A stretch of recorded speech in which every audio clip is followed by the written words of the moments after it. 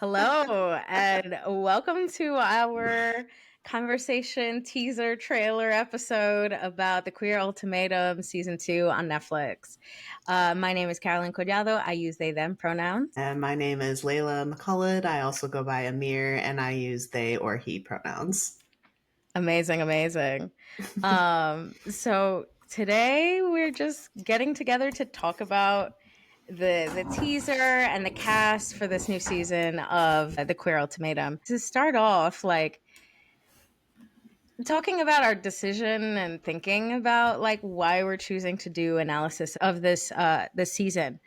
So maybe we talk a little bit about what we do outside of this. I run Recovery for the Revolution. I am the founding steward of Recovery for the Revolution, and I talk a lot about what does recovery look like in times of revolution? So it can be kind of interesting talking about a piece of media in this time where so much is happening. I am a care worker. I'm an event producer, people gatherer. I create resources, and all in all, I am a communication nerd.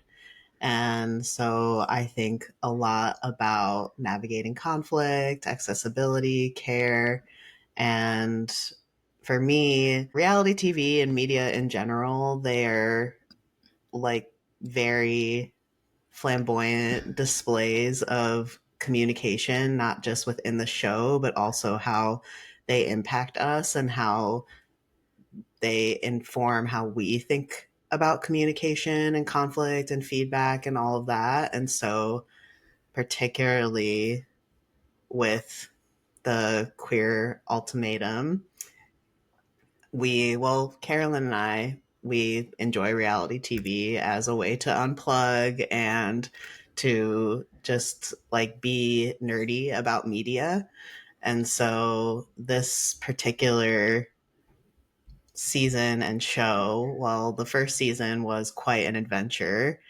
And Carolyn and I are kind of always like individually talking shit, talking about whatever reality TV that we're watching. And we were like, you know what? Could be really fun to actually speak to the themes, the like structure of reality TV through this like queer ultimatum lens, through this very like heteronormative, capitalist, um, TV show where people are being told, marry me or we can't be together. And so, yeah, wanting to kind of infuse some decolonial thinking into that, some like recovery thinking into that, kind of like humanize people and experiences like through this show. We had a conversation too in terms of just yeah, why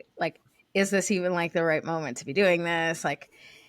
I think about Ismatu Gwendolyn, who talked a lot about media and its role in upholding systemic oppression, and that it is a numbing agent, or that it keeps us, placated under the systems. But with both of us kind of centering a harm reduction approach, I think that this can be at the time of recording this, right? There are all of the escalating resistances that are happening live on the ground in Los Angeles, in Portland, in New York, in Dallas, in Baltimore, all over the country.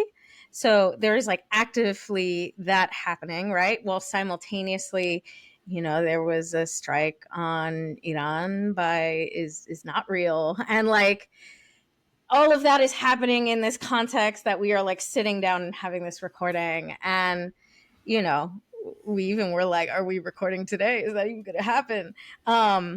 But truly, when I think about what sustains movement, what sustains us, what keeps us going, right?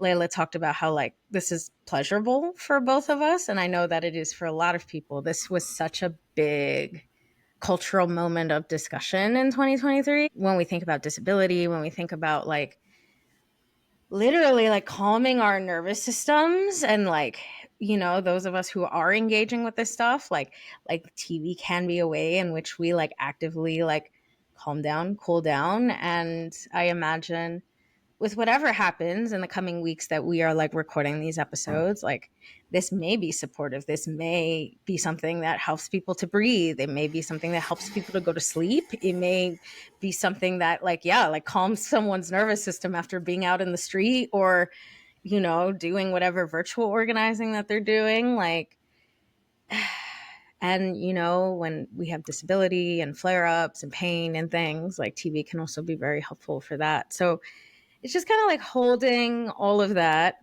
And then yes, like you were saying as well, Amir, like the like it's such a big connection point.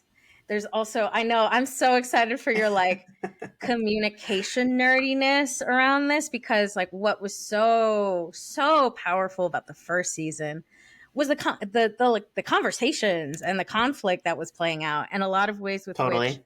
that felt very like specific Hmm. to queer and trans community, the way that that felt very specific to our relationship dynamics, the way that there were representations of communication that like we don't regularly see on, you know, reality TV. And you know, when we think about like the revolution, and I'm thinking about like Margot Feldman as well, who is coming out with a book about like trauma and relationships. When I think about like the revolution, and I think about like healing from systemic oppression, like our communication and relationships are very much like a place with which we do that to break cycles of harm. And so it'll be super interesting to kind of like look at Facts. what comes up. There's so much, and we'll do a deeper dive in terms of the cast and some of their conflicts that are bringing them to the show.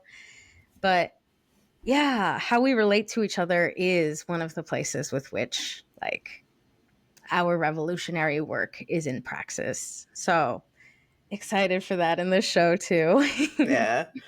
I can't say like off the cuff what the other pillars are of the praxis, but I would say that it is like definitely, like you're saying, a core pillar, how we relate to each other, how we communicate, how we go through like rupture and repair and are able to still like be in the same fight even if we might not want to be besties or if we do want to be besties, you know? So I definitely, yeah, I'm super excited and just want to like reiterate what you're saying about like how we're looking at this as a kind of like harm reduction. I love how you pointed out like some people might like come back from an action or doing something intense and they might like pull up this podcast or watch the Queer Ultimatum as like a way to kind of calm the nervous system or kind of disengage from that. And as it is like a privilege to be able to do that, right? And I do think about that too when Mm. I'm engaging in it. I'm like, there's so many people around the world in Gaza and Sudan and wherever, like in here and on Turtle Island, that they just aren't having this similar experience. And so, yeah, I'm also just like now reflecting, I'm like, is that colonialism that makes me think that it's a privilege to be able to watch this shitty reality TV anyway? Like, I don't know, whatever. No, I mean, spectation is like Yeah. that has a long colonial legacy, Yeah. right? Like the ability to spectate, but also like Yeah. be like there's it's just funny because I'm like, oh, a bigger conversation like we Yeah. didn't plan to talk about this, but I'm like but here it comes, right? Yeah. Like there is a colonialism in like the privilege to spectate. There is like, you Yeah. know, thinking about the different shows and God, I mean legacies of because I'm like, I don't want to take it there, but like God, Take it like there. freak shows and things like Oh, that, right? word. Like there is like a long and like menageries that like Totally. royal people would have. Like this is like there is, you know, and I mean even thinking back, right? Like if we think about the Roman Empire, right? The legacy of bread and circus. It's like to placate an empire, you give them bread and circus. You give them enough food to eat, which questionable if this empire does that. It does not prioritize food as a basic need, For sure. and you know, or guarantee food as a basic need. um And then you give them circus, you give them distraction, right? Like that's the idea of like the Roman Colosseum when you go to Rome, like Yeah. the idea of that. And I know there was like an analysis somebody did about like theater and what that did in terms of taking things out of community Mm, and making them more into spectacle. So yes. And then thinking about the capitalistic motivations behind this. While simultaneously what I'm thinking about right now also is like this is interesting because we are having an LA that is like in resistance, while also this is like a product of an industry that is like actively like vacating LA, and that is like like entertainment, and that has been like a long standing thing that has both like nourished people in like local community but also harmed the local mm, community and like for sure. extracted. But now like this industry is dying, and people are like not really affording to live there, and there are benefits to that in terms of LA returning to its local culture, which is locally, which has been I did not like, did we The chain.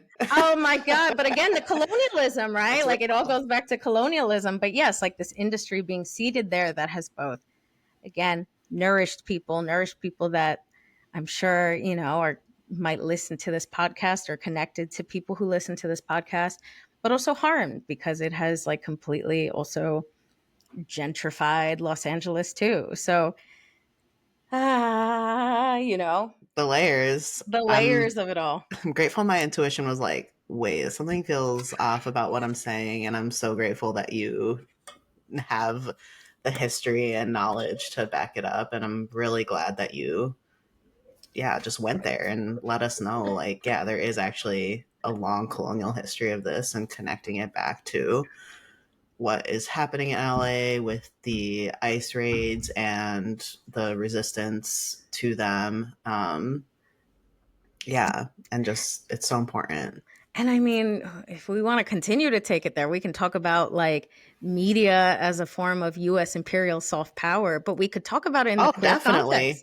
Because it's like, Definitely. this is one of like the United States' like exports, right? But like also it is interesting because this is queer media and Yes, there is only so much queer representation globally. It's it's true. interesting and like shout out to Ray if you're listening to this, but like um like friend Ray from from season responsibility. one. No, like Oh, friend Ray who like puts me on to like global queer media. Like, word. the US only gives us scraps, right? Like very little queer representation, but there is like this global pool of queer media that is arising. Like there's a show on like it's South Korea reality TV show like To Get Her.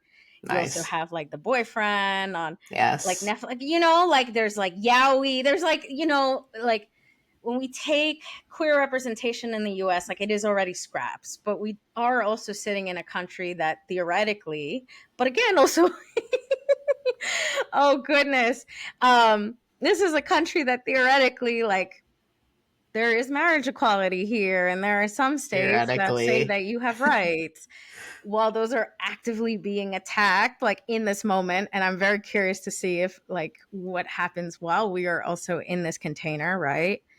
But then there is also the impact to the fact that like because it is the United States, like the media here will also be like broadcasted to the world. I sent like a link to this trailer to a It's friend in true. China, and it's like, oh, and there's only so much representation over there too. Like it's so like don't ask, don't tell. So it's like the Right. amalgamation of queer and trans media globally is also a thing in that it allows us to see ourselves, and that is 100%. deeply needed. I'm How are you sitting with like all of that, or did anything kind of come up just thinking about that? Yeah, for sure. I mean, I think it's all on point, and it is why we're doing this. Yeah. Like, it is, because we are interested in the political ramifications, like, of reality TV, and we feel there is, and media in general, and feel there is, like,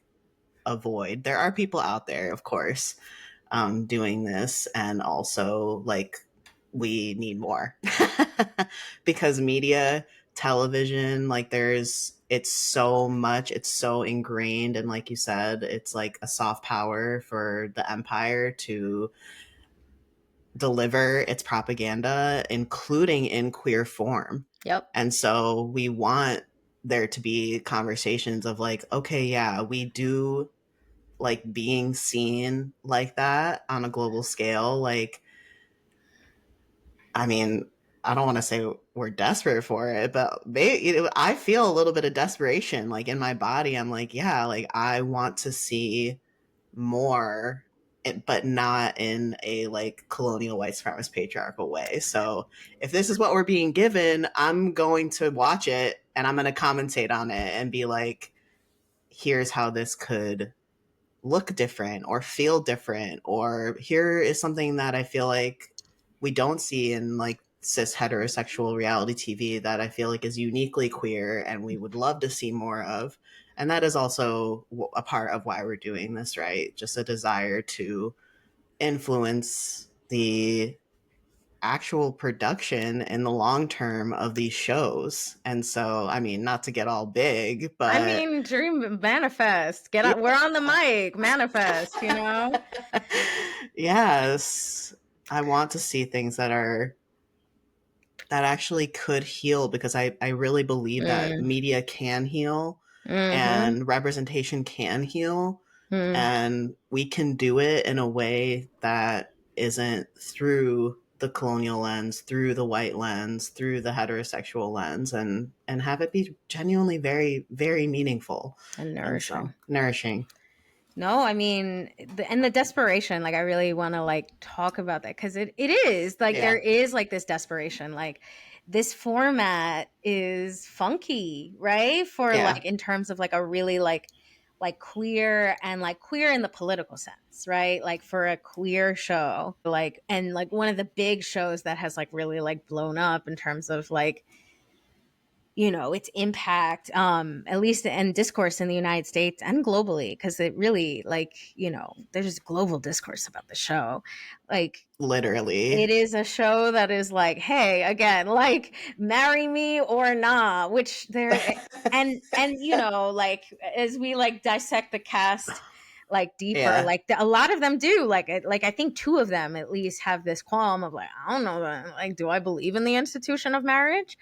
And it is really interesting, again, as we are like in empire in this time where like our access to like the legal protections of marriage are under question. But also, again, there is the colonial cis heteronormativity of it all. And so it is a bit desperate because it's like also like watching it last year, like not last year in 2023, like how many times were we all kind of like watching them all date and be like, y'all could all date each other. And I remember Mal, like one of the cast being like, are we just like a big polycule? And people being like, yes, like just do that, you know? It's just like, y'all could all date. This is kind of like a polycule for the moment, For sure. but then like a monogamous like trade off, you know? And sitting with like Yes. Mal and Yoli had like a lot of kind of like, I could see that there was like a lot of spaciousness and consideration in terms of like, am I open to the fact that you could be making a connection with Xander? I Like, am think you're I? right. Yeah. So there is a desperation. Like, we are kind of like taking what we can get, and this is the format with which they've decided to queer things up. Right. Um, but is it really like super queer if there is Yeah. this cis hetero monogamous pressure? Totally. Yeah. And you starting to talk about like some of the cast, and just to name, like, we don't know these people. Right. We don't know what edits they're gonna get. We know that they are making themselves very vulnerable to be, as you a word you use, spectacle, like Mm, on global TV. And so we definitely do desire to be very mindful of that, be very mindful that the queer community is small. Again, something that Carolyn said when we were talking is that we're all 2 degrees of separation apart, and we genuinely do believe things we say on this mic and also things other people say on public about these folks have like a real impact on these people's persons. And yeah, I'm like, we don't want to add to like unnecessary harm. Um, and so, yeah, just like on that, Carolyn and I were out and about in 2023 in NSF for Pride, and we literally saw one of the cast members out with like a mutual friend. And I mean, we had no idea that they were friends, but it was like, oh shit, this person is right here on this like global like reality TV show. This person is just right here hanging out with our friends. And so we're very aware that Yeah. that is a possibility. Yeah, and like, so yeah, like and there was a lot also with different conversations about like Vanessa published a TikTok that was like, like I used to love Pride, I used to feel safe in the community and now I don't. And I partly do wonder if the show is so produced, like if they released it so late into Pride season, because I think it was the end of May when they did it last I time. So it was think you're right. running throughout Pride season Yeah. versus they're releasing it the last week of Pride, Yeah. possibly, so there isn't this impact of a bunch of people going up to these people and like recording them and harassing them and judging things. And also another thing to hold is that this was probably recorded, like Layla was doing some research, Yeah. possibly in 2023, possibly like early 2024, like unclear, but like Yeah. quite a long time Because ago. one of the people in the like recap that Autostraddle did, that she was like 28 or something, or I don't know, she was like 26, and on her Instagram it says she's now 28. So I was like, oh, when did this? Right. Yeah. So like just I think like a particular invitation to like hold this with gentleness, hold these folk with gentleness around like whatever is coming up, because yeah, like we really are all very, very close knit, very in close proximity to each other. Who knows how close we are to these folk without knowing, and what Yeah. impact can happen from this speculation about these folks. So And at the end of the day, this is edited by big media right. for consumption in like again this like cishet capitalist format. So we don't know what they're doing to these people in the edits. Right. We're assuming it's not good. Like I'm assuming that. I'm assuming they're not thinking of their best interest. Just what I know about production of Production. reality TV, Right. where they are aiming to get the biggest emotional reaction. They are aiming to put these people in distress in hard situations. So oh God, just got some chills. It's like it's sad, honestly, and Right. yeah, I do And want to bring that compassion in. and holding all of that, like as we Yeah, sit with like also like, yeah, the ethics of doing this, because like Love is yeah. Blind, like the franchise that this has come from, has had lawsuits about how they treat their Whew. folks. So there's that. Oh, also the age, notably, and as we talk more about the cast, like they have recruited a younger cast than we had, because last cast, a lot of folks were in their 30s. We even had like a 42-year-old with Aussie. Like it's like Yeah, this cast is like late to mid 20s. I don't know if we have anybody in early 30s. We'll double check, but just a couple in their 30 or that are 30. yeah, just 30. 30 is like the oldest that it gets. Yeah. And like shout out to like Nicole Weaver, Black by Reality podcast, but like she talks Yes. about when she interviews folks. And I remember she had this conversation with I Kissed a Girl, another great reality I TV love that show. show. Yeah. Yeah. But like one of the things was that like they were like in their early 20s. Like it Yeah. was like they were so young, Yeah. and like Nicole was talking to Priya, who, had like at sometimes like there was just a lot of racial dynamics going on with Yes. Priya. The spoiler warning, but oh well. But Totally. you know, Nicole was like, they cast young people to exploit them, like for emotional reactions. So even though this is like a show about marriage, like casting for a younger audience, possibly like casting for a younger cast, possibly for Yes. more dramatic reactions, possibly that.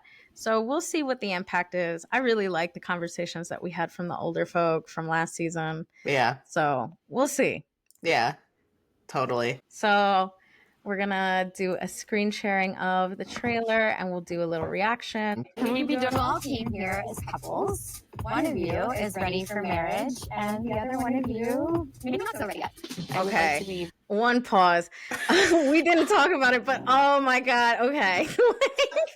like fair heat for the fact that they brought the straight cis het host again. Like I'm sure she had a contract. Like that's probably why she's back again. And she brought like very little to the show the last time. I noticed that you were like laughing at the beginning of the first interval of the trailer. What was like prompting the laughter for you? The like eco-sexuality of like with the rose. Yeah. I was like, y'all are kinky. I love it. With the blindfold. Oh my goodness. I mean, I am so here for the kinky I'm into it. representation. I remember in the first episode of the first season, we had like Tiff and Mildred, and they were giving us some softcore situation. Oh yeah, they really were. So I wonder if this is like the Tiff and Mildred of this season. Like they'll give Oh us my some god. like softcore kink representation in the first episode. Love. I was also laughing because not laughing, but also it was kind of just like they mentioned one person was like, yo, you're falling in love with someone else. That's my worst fear. And just how in both monogamy and polyamory, that's like a fear. And it's like really hard to get over. So I just was like noting that and being like, oh, that's so interesting. That's so real. Yeah. It's so real. And that's funny in like these monogamy based shows, right? Like these compulsive monogamy, Mhm. because it's like, yeah, like, you know, like if somebody is like falling for somebody or like having feelings for somebody or getting physically intimate with somebody, right? Like it can like activate all of that and it's bad. And the show, like in the context of the show, it is bad and punishable. And Right. maybe like you shouldn't really be with this person versus like Totally. a polyamorous take, like as like really like zooming out. Like polyamory, there's such a focus on like boundaries, communication. Yes. You know, like Holding what feels space right. Yes, for yes. the feelings. Right. Yeah. So that is interesting because the show really kind of, these kinds of shows establish a really like black and white understanding of what these feelings can mean and They stuff. do. But they do happen in both relationship types, like you said. That's real. I love it. Oh, I'm so excited for our like analysis of the show. Not wasting more time. You're it. Let's do this. Either you want to marry me or you don't. Marry me or move on. Over the next week, you will date all of your new potential partners, and that is everyone. You will each choose a new partner, and you will live in together for 3 weeks. And then at the end of that, you will do it all over again with the person that you came here with. You get the mound wet. Oh, yeah? Like, you want to hold hands now? Dana. I'm Mel. Dana's in trouble. You just want to walk away now? I don't know if I can get I'm past like, her. what had you reacting? What had me reacting? I honestly am very into the music. Oh, I was just like the cowbells and like the beat is very like upbeat. upbeat. It Yeah, kind getting of you gives, excited. it kind of gives like 90s, 2000s rom-com. Yes. Oh, totally. Things, if they were to happen. I just hope that me bringing you here wasn't a mistake. It's definitely possible to fall in love with two different people. How can you be in love with somebody else? My heart is shattered. Can't believe I wanted to marry you. There's proof that you. Lesbians are brutal. Will you leave here alone? Will you leave here engaged? Or will you leave here with someone new? It's all go down to right now.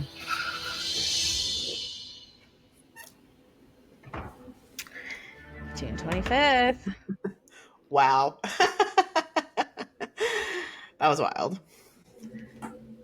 Any other reactions like watching this now, or any thoughts? Yeah.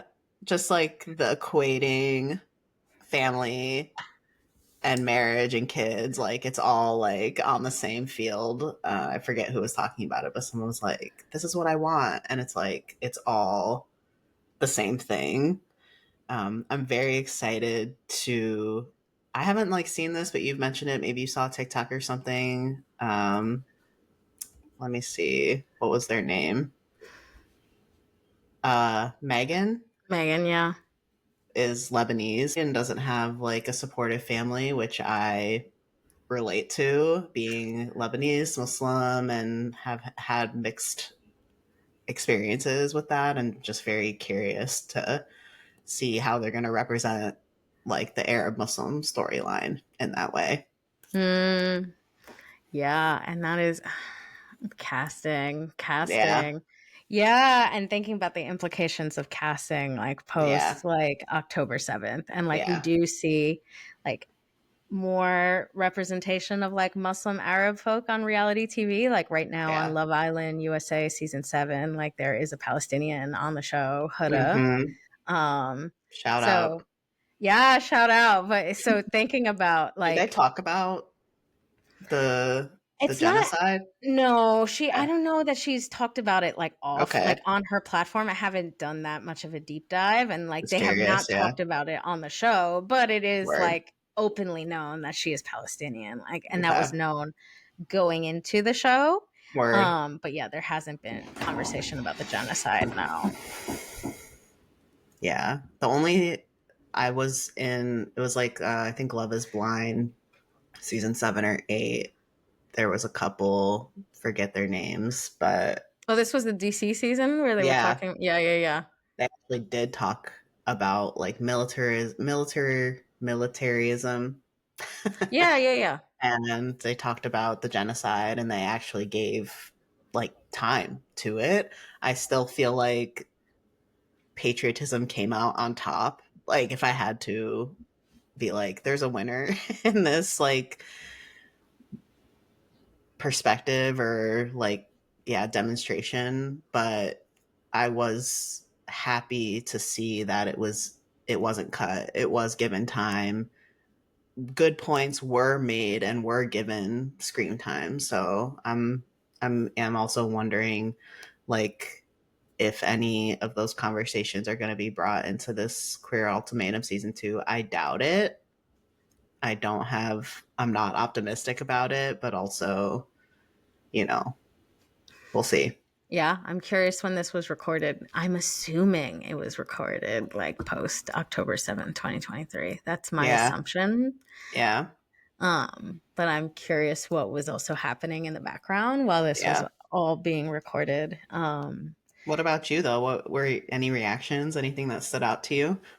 I know somebody said something about again like the idea of like you can't like love more than one person, and how these shows show that like people can, but like Yeah. again the compulsive monogamous context. Yeah, I am very curious about how it'll go down, what connections are going to be made like among the cast, like who's going to be into each other. um yeah, very curious. Something we also talked about too as we were, and like maybe we should just get into the cast.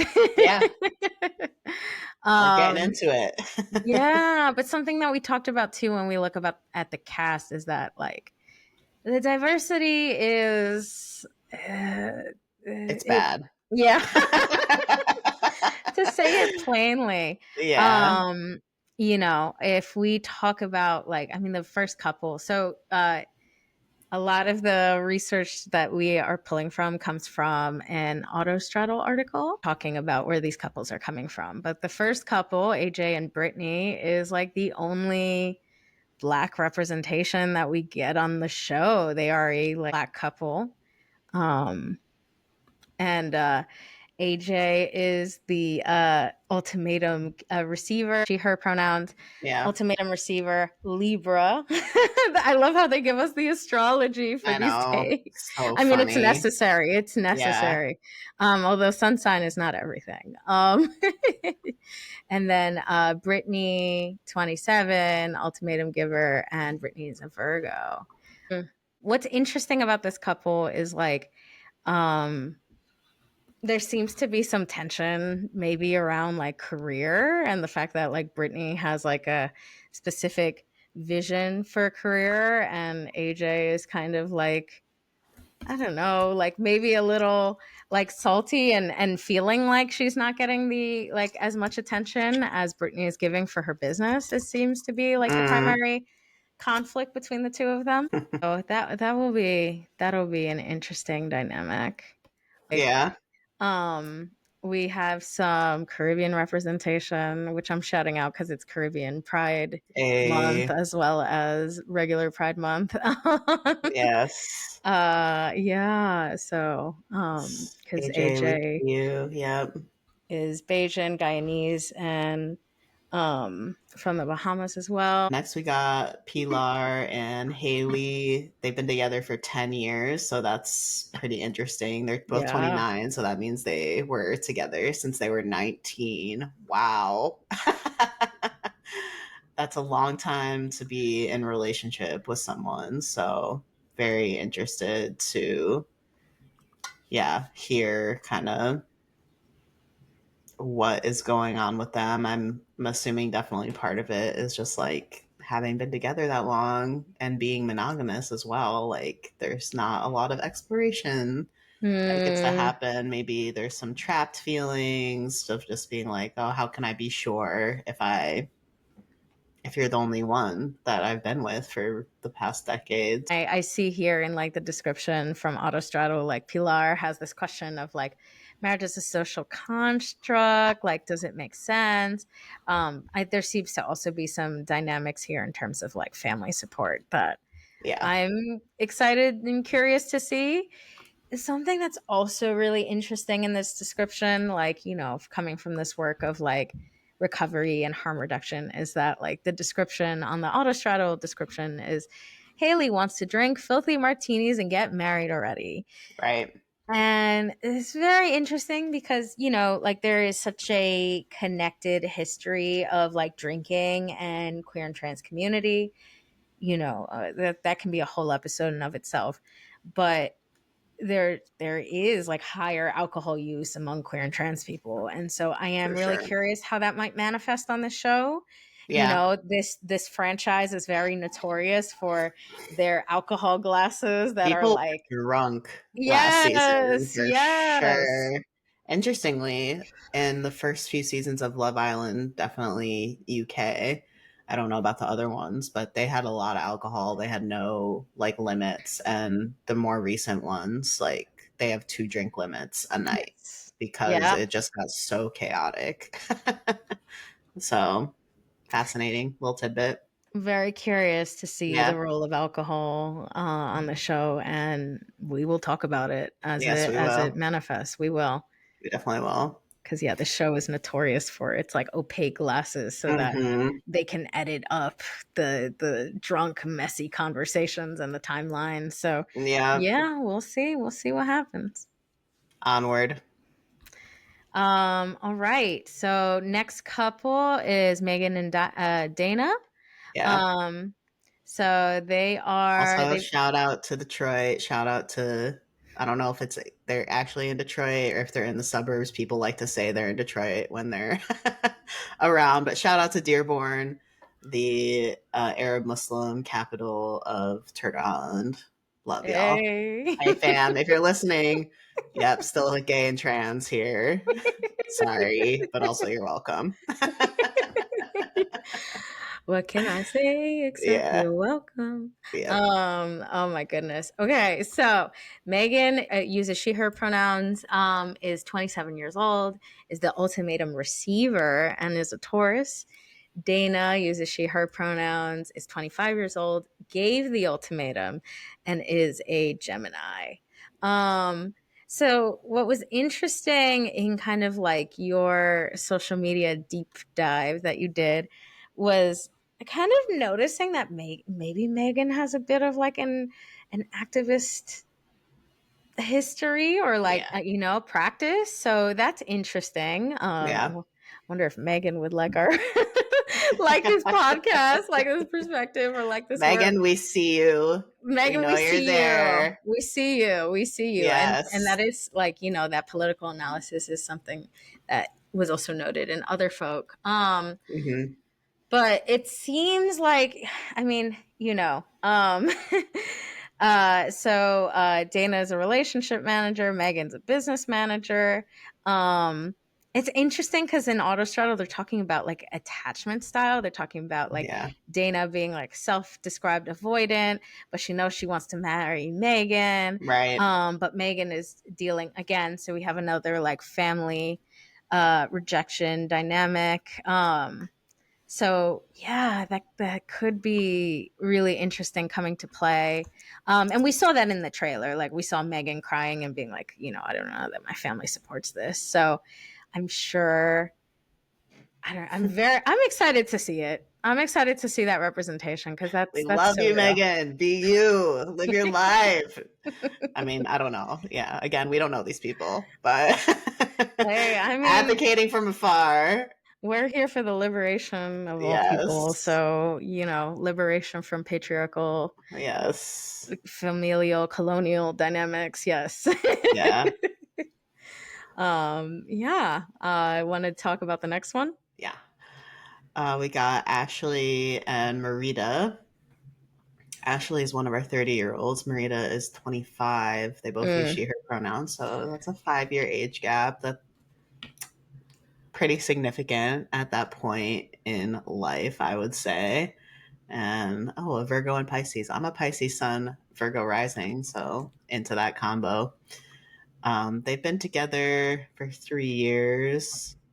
Ashley was the one that gave the ultimatum. That's also an interesting power dynamic, being the 30-year-old giving an ultimatum to a 25-year-old for marriage. That means they were at, yeah, I guess Marita was 22 when they got together. So interesting. They're both white. Okay, so our next couple is Bridget and Kyle. So Bridget uses she, they Our pronouns. first. Yes, a little they representation. Bridget's 28. They received the ultimatum and they are an Aquarius. This is an Aquarius Leo couple because Kyle also uses she, they pronouns, is 30 years old and gave the ultimatum, and Kyle is a Leo. Oh man, Leo Aquarius relationship. I'm very curious how this is going to go as a Leo myself. So yeah, they've been together for 2.5 years. Yeah, Kyle seems to be like quite the like an artist from what we saw from social media. Yeah.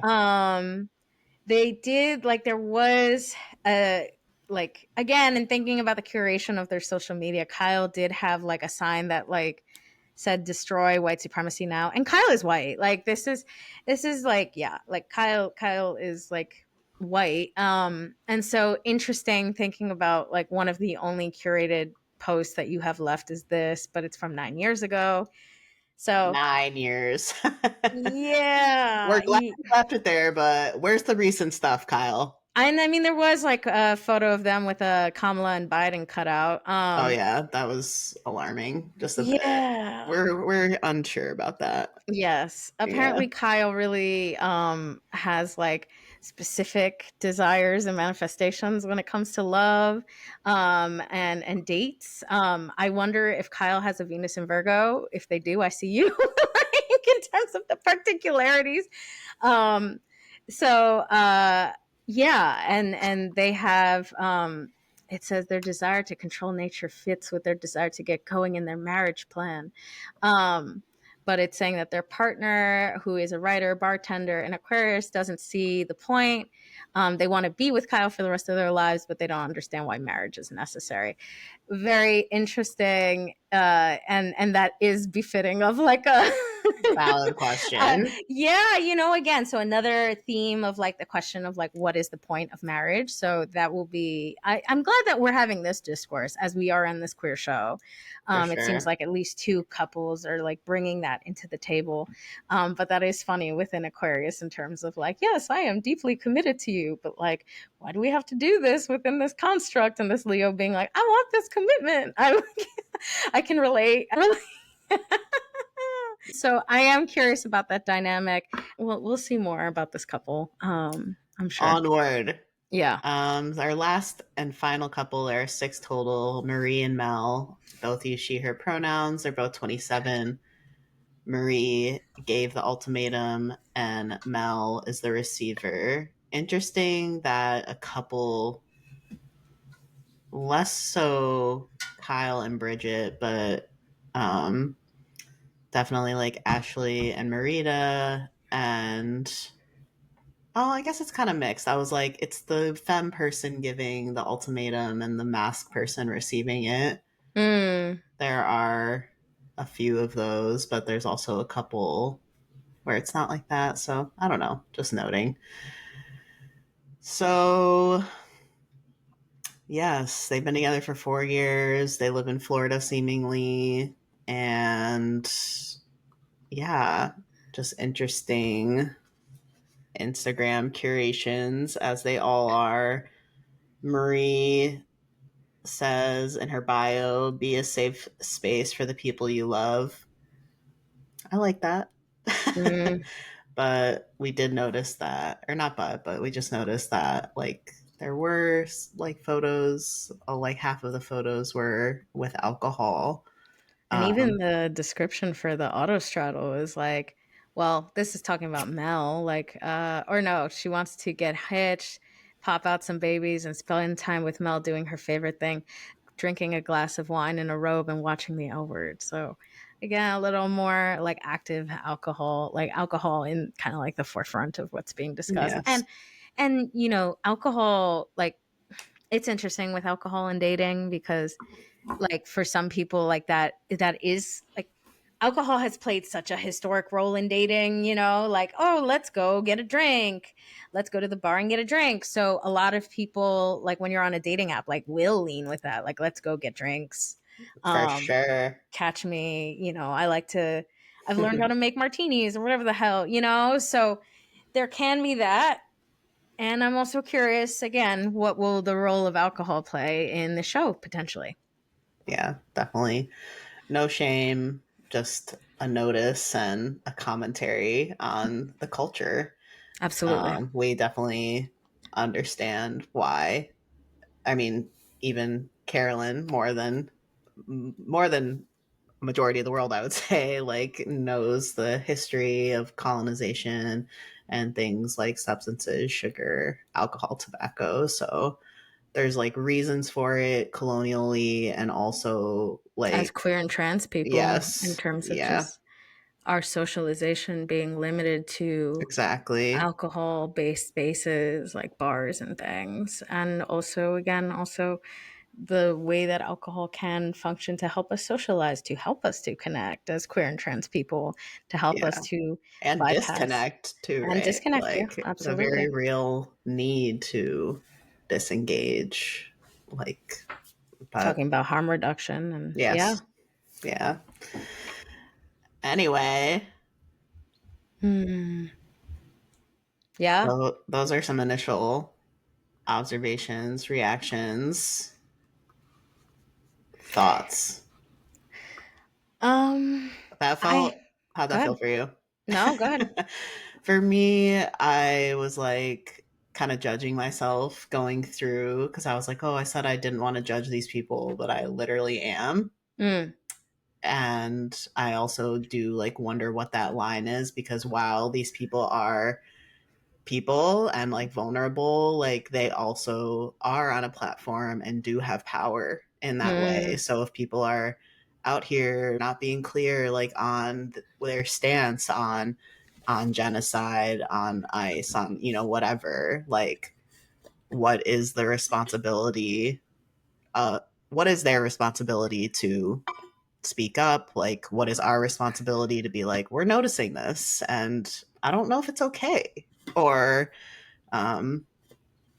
yeah, so No, I mean, it is interesting because it is like this holding because they are individual people, but they are also being used to represent more systemic things, you know? yeah, So it's like there's personal, but there's also this systemic. It is this interesting thing because like, yes, like as I'm reading these like drinking things, like I don't even mean it about these people personally. yeah, But there is the systemic thing about drinking, both in like a dating context and in a systemic like queer yes, context. But yeah, it does feel it is tender. It is tender to analyze the people and like, you know, like but again, like these are real people's lives, but they are being stand-ins for systemic things about the reality TV industry and the media industry as a whole.